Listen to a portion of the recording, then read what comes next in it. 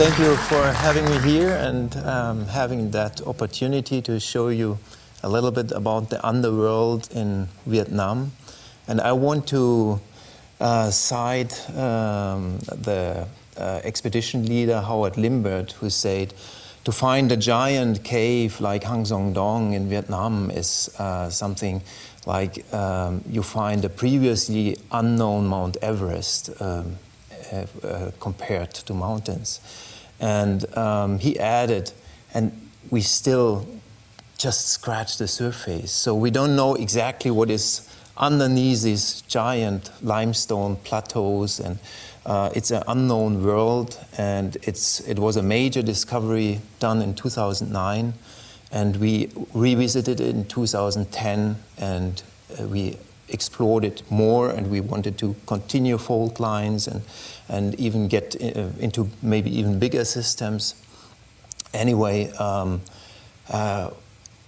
it gave me some hair-rouse in the beginning, because I knew that these were the biggest passages we know of, and the biggest black holes on our planet. So how should I photograph it? How should I light it?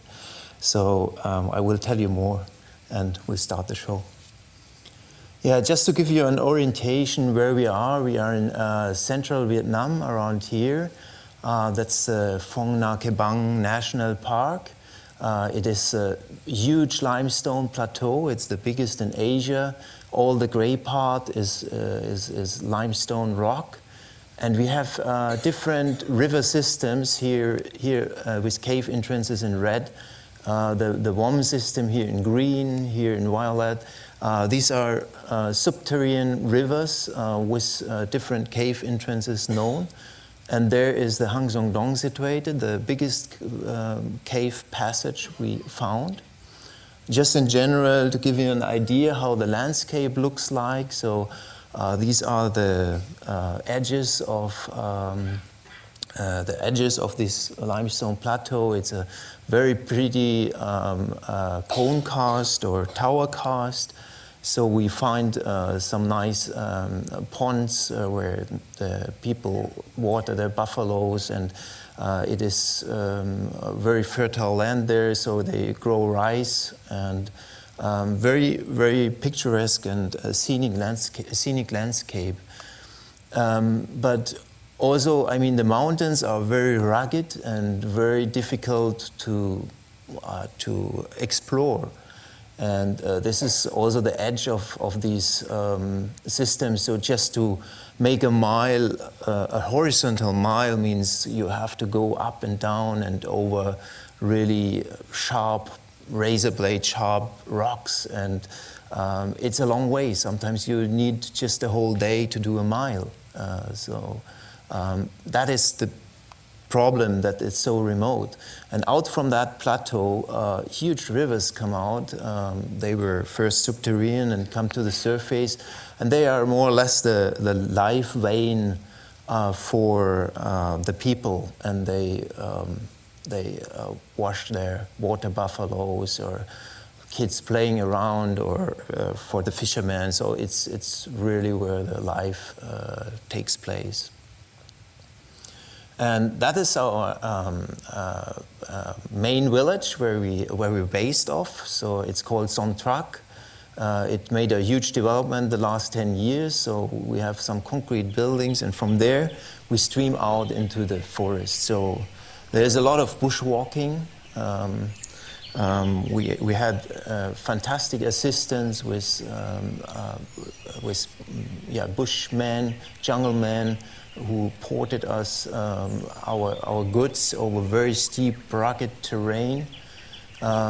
It's always, well, if you are in front of that row, you have to hack your way through the bush. You face a lot of spider nets, and well, in between you can see some nice poisonous snakes or some centipedes. And if you are in the end of the row, you get all the leeches who are detecting something is coming, and so the leeches will crawl up onto your body and into your clothes. So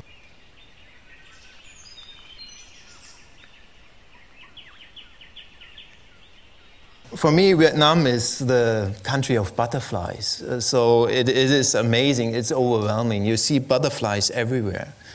And as many butterflies you see, and as beautiful they are, that many caterpillars you have too. And they are hairy, and they have urticating hairs and whatever, and that is exactly what happened to Howard. He just put his wetsuit out there underneath a tree, and all the caterpillars fell in and lost their hairs and whatever. So he got rid of them, just went into his wetsuit and wanted to do a cave, and then everything got irritating in his back and painful, and it was stinging, and it was poisonous and whatever. So he had a really hard time. He had to get out of the cave. He had to finish everything. It was really painful. The porters were laughing at him, but then they realized it was more serious than that, and he's in a really awkward situation and has pain, and they have to do something about it, and they put him on fire, and with a lot of warmth, eventually after 4 or 5 hours, the pain was receding, and he had a tough time anyway. So little stories besides. But that's what you experience on an expedition like this. But it's incredible. I mean, the variety of butterflies, and sometimes they are big like birds, and they really surprise you with iridescent wings, and really it's amazing.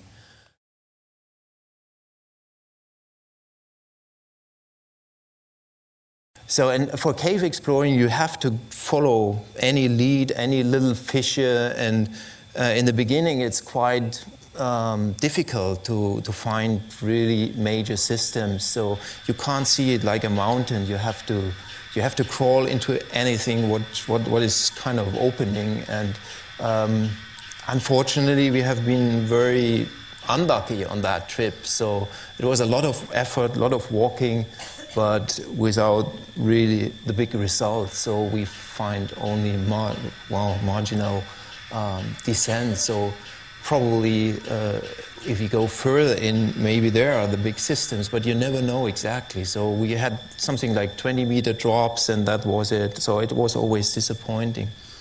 On the other hand, we've met this kind of people.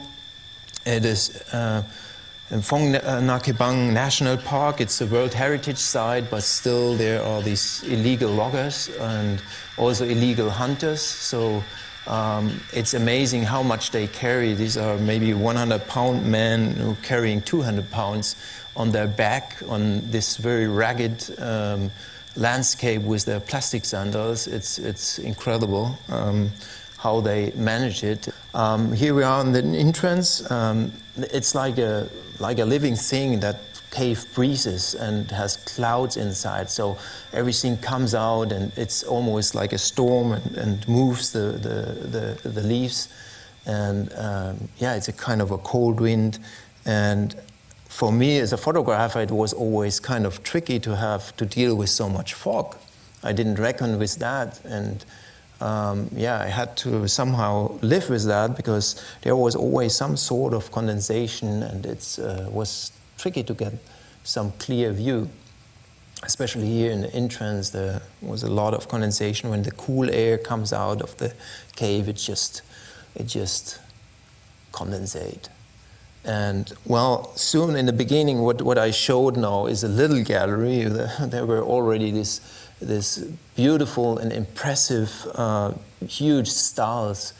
And I did what I could do with illuminating this kind of situations. Despite this fog, it was pretty impressive to see how also it changes with different light settings. So I overlaid some images to give you an idea how you can visualize these sort of rooms. But it was a very beautiful entry. And then we come into this huge gallery, and this is half a mile away. That is called Hands of Dog. And after that is the view to the first tow line, which is another half mile away. So it's actually 1 kilometer or one mile towards the opening. and you have these giant, giant stalls. I mean, that is like more than a 10-story building, this stalagmite. And here you have, as a comparison, a person. Yeah, it's absolutely unbelievable, these dimensions. And it's difficult to put that in scale. So now I changed the position to exactly where that man stands, and we see in the back far these little stalls, but these are the big ones we have seen just in the last frame. So it just gives you an idea how big these rooms are, and that is half a mile to these big stalls, and we needed like 14 people to light this gallery. Yeah, that was very, very tricky, and to light it in that way that the fog doesn't reflect the light. So it was pretty challenging to make that shot. And we had, of course, a lot of problems also in terms of communication, because there were a lot of Vietnamese. You can imagine what it means to get that somehow coordinated, and with only a low number of radios, and then it should be translated and whatever. It was just a mess. And well, here we are close now to the first sinkhole, and the pictures change from the natural light setting towards little artificial ads, which shows you how big some of these rocks are, which are just fallen from the ceiling. Yeah, they are several-story buildings which just fall from the ceiling. So these dimensions are really unbelievable. And then just these little stalls next to the person, you can figure out how big it is. And then there was something very, very strange, what I have never seen before like that. It's a so-called phytokarst, and these are microorganisms who actively attract calcite, and they grow. It's some kind of a growing stone, and this grows towards the light. These microorganisms, they build their own castle and their hard shell with rock, and just it's growing rock against light. It's absolutely amazing.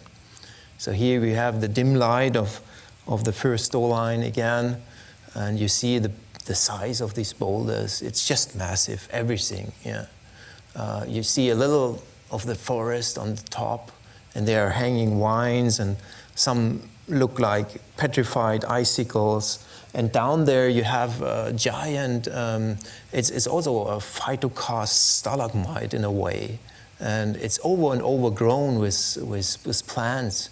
And this is the place they called "Watch out for dinosaurs." And somehow I knew why. I wouldn't have wondered if someone looks around the edge and roars, and there are some crazy sounds too. And here you see again this kind of rocks, yeah, which form around the plants, and the plants are completely adapted to that. So it's rock hard, their stems, and very, to me, very fascinating. Yeah. I would love to know the biology behind it. Here you see, that's this massive stall in the middle. It's about 200 feet high, and all built up by these microorganisms. So in rainy season, there is a waterfall coming, or if it rains, a waterfall coming down. And you see that this is the plant grows, which influence the stone, and this is like wings, like fingers, which grows towards light. Yeah, it's not like a normal rock formation. So that was pretty beautiful, and it's always like where water comes down, where the plants can get the calcite from, and then they grow against the light, and you have really strange formations. That is the view from above. And you look down in a huge gallery. That gallery is maybe 300 feet high. Yeah, these dimensions are exceptional. And just to light it is also a challenge. And you have this big gauze in the front. And then you have these crazy balconies in this shaft. So these plates, they were like 6 meters, that's maybe 18 feet, 20 feet into the room. So these are also kind of growing rocks, and all phenomena due to the phytokarst. And then we witnessed a thunderstorm going over us, and it rumbled and it echoed, and suddenly you hear splashing and rumbling and water coming, like water filling pipes, and everything sounded like in another dimension. And suddenly this phytokarst things, they spit water, like and waterfalls came out, and I reacted fast to arrange for shots, and who knows how long it takes. But that was pretty amazing to find suddenly these waterfalls. Normally it should frighten you, because, I mean, to have a water break in like this is almost, or in a cave, always quite dangerous. But this cave is so big that you don't need to be afraid that the water can kind of close you in, or that you might drown or whatever. So it was not the issue. But it was overwhelming. I mean, you could imagine the noise. I mean, it was splashing, it was roaring, and it was, very loud, difficult to communicate, difficult to tell what to do and how to light and whatever. So it was a running, jumping, and fast reactions. So, and now you see how I deal with the light, and I give you some different ideas how this giant phytokarst tower looked like in different lighted situations. So we have some underwater light, some above water light, and effectively it was a quite misty day as usual, and quite tricky to get something. And just that you get the relation on top of this huge tower of phytokarst. There's standing a person. It's just enormous. It's always incredible to realize these dimensions. Yeah. And then we are walking through that gallery, and we coming into this dim range of the next. Of the next Doong, which is called Garden of Eden. And also there we begin to see these low light formations with this phytokarst formations where some mosses and whatever grow against the light. Very beautiful. And the further you get into that Doong, the crazier these shapes get. And here we see again some microorganisms forming and growing towards the light. Here we see these whitish areas. That is where the microorganisms grow against the light. And that's the natural light.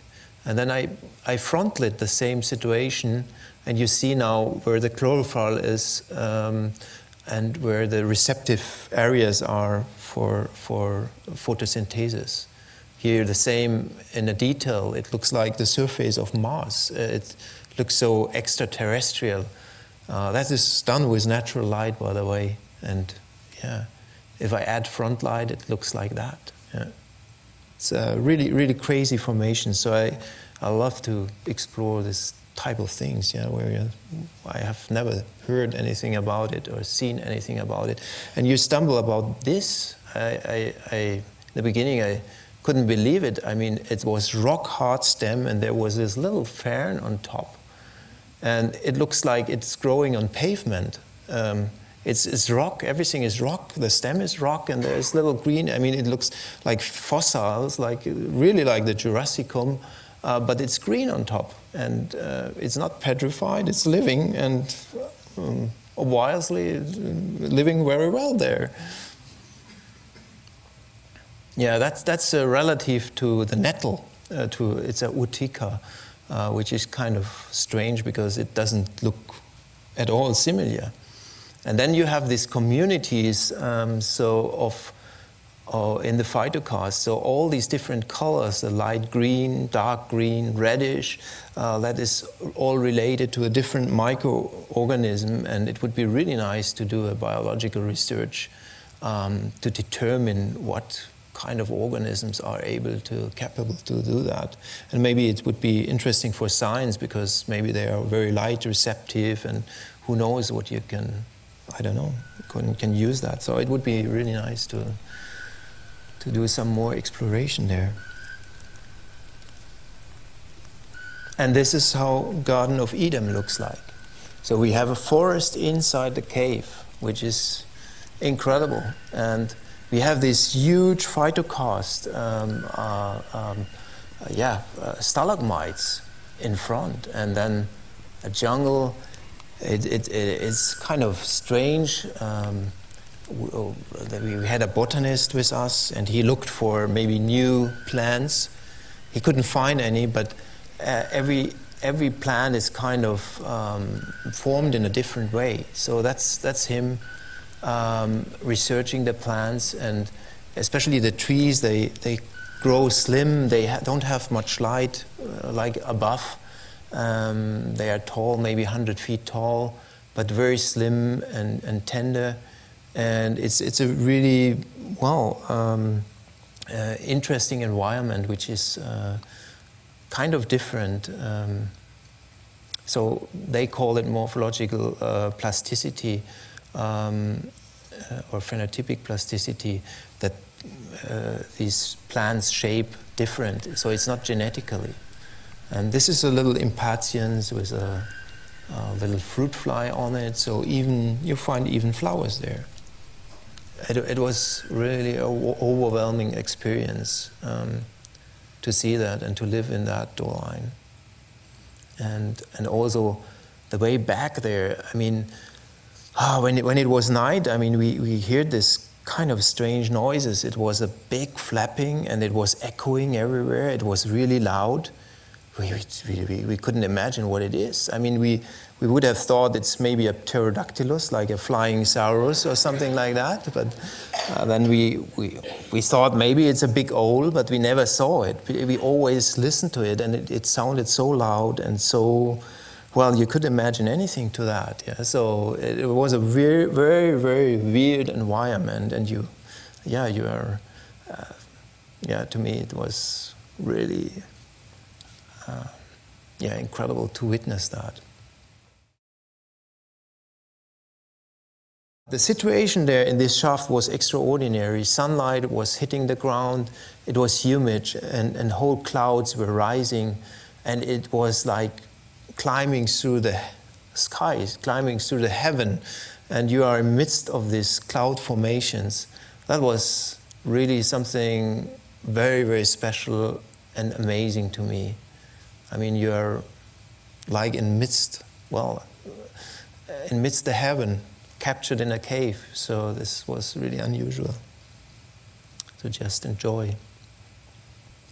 And this is how you feel after a trip like this. I mean, you are worn out, and everyone is kind of done. And these are the real stars of our expedition, the porters. They were amazing, and without them it would have been impossible. And there is a big thanks to them, big thanks to National Geographic, big thanks to the British Cave Research Association and all the team. Thank you very much to you as well.